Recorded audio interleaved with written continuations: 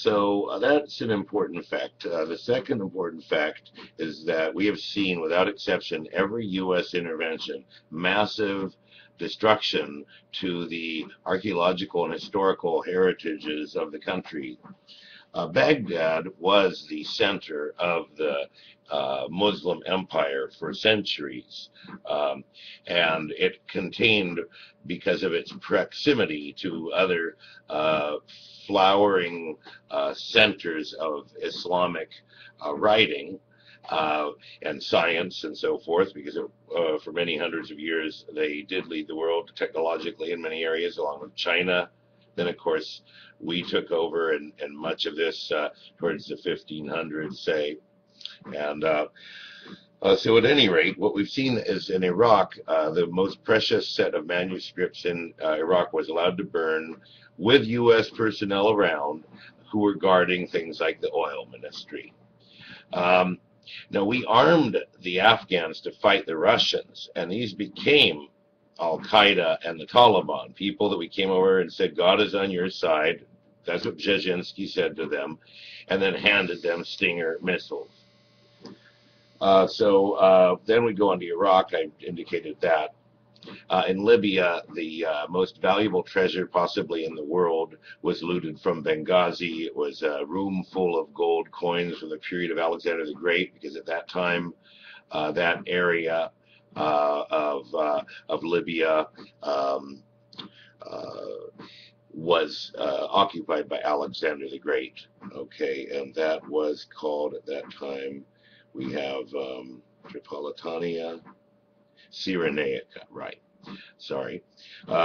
Then we now see that the arming of the Islamic fighters in Libya to overthrow Gaddafi and do it in a very aggressive fashion, definitely breaking plenty of teapots on the way to installing their new pro-Western government, pro-Western capitalist elections with some asterisks at the end, because many people are not allowed to vote on suspicion of their political ideologies.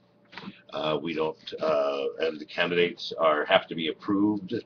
Um, this all made it possible for enormous amounts of very heavy weaponry for the Islamists, the Salafists that are violent extremists in Africa.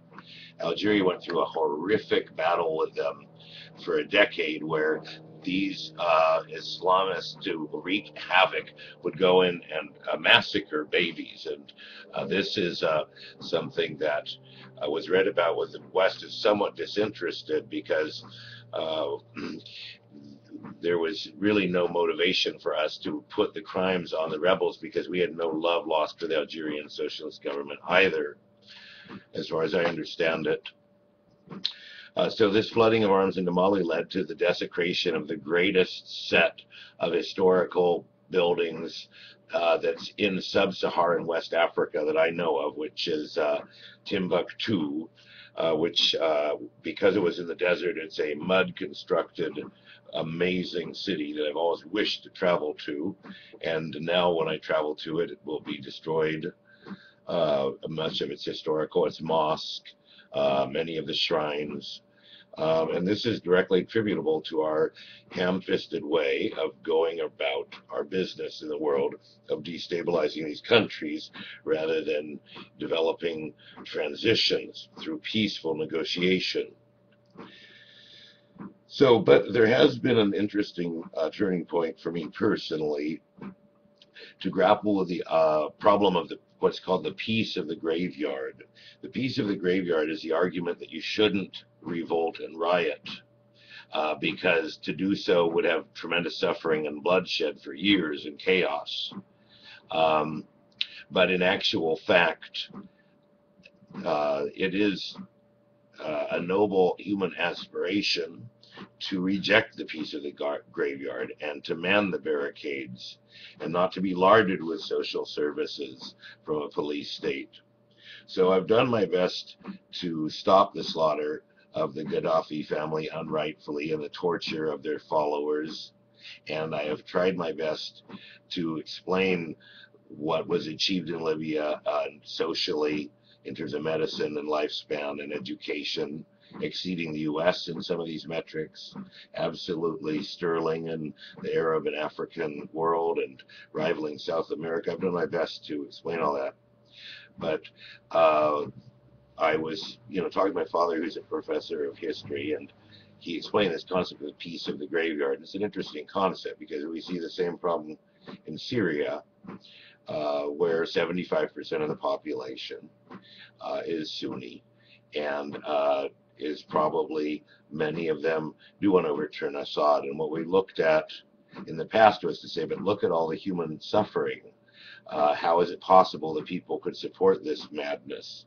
But the fact of the matter is that that assumption of a stable, peaceful middle class that doesn't want change, it's really hard to say when you frame it in terms of this argument of the peace of the graveyard. And so tomorrow there will be elections in Libya, where the supporters of a regime that had very good management for a regime of its kind, because of the fact that you had free bread, free gas, free housing, free higher education, and everybody complains about shortages and corruption and all that within that context. But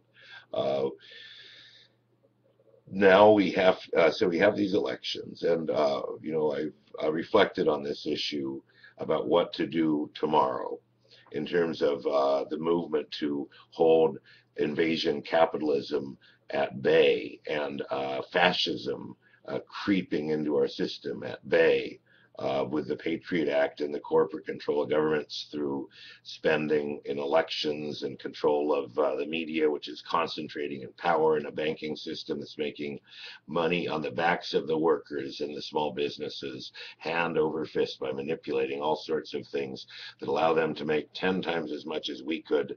Unless we became banks, we could all become banks and loan money out at $1 of money loaned for every 10 cents of money deposited.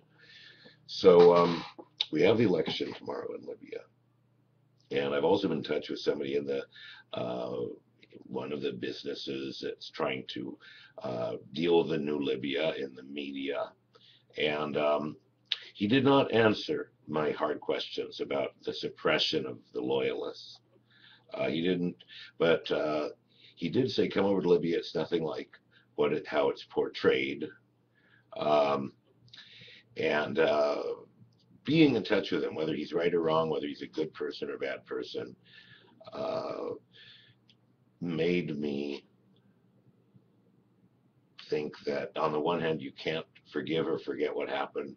On the other hand, that you hope that tomorrow is the first day towards enfranchising and restoring all the money that was stolen, all the lives that were lost, and try to hope the people peace and justice and prosperity without forgiving or forgetting.